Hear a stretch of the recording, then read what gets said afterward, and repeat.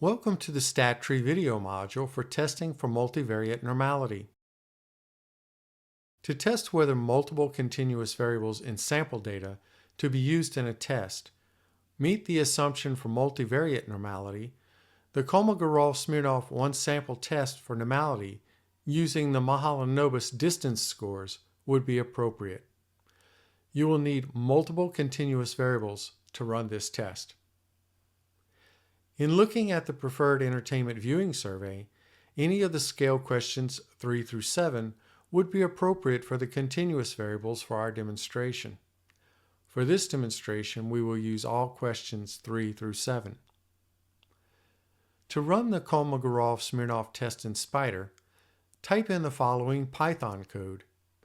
This code can be copied from the new browser window when you press the script button on the sending page from the StatTree module.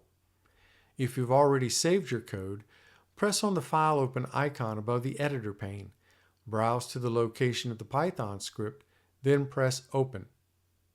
Select the lines of code to be run, then press the Run Selected icon. Python will generate an output in the console window. As with all statistical tests, the first result to look for is the significance figure associated with the test score. If the significance figure meets your preset criterion, you will need to report your test results in your research paper. You will find that significance figure here for the Kolmogorov-Smirnov test. In this test, if the significance figure is below the preset criterion, the null hypothesis that the sample distribution is normal on this set of variables would be rejected.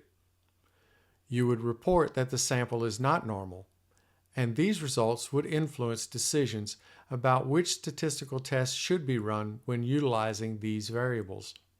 To see what this output looks like, press the Output button on the sending page from the StatTree module.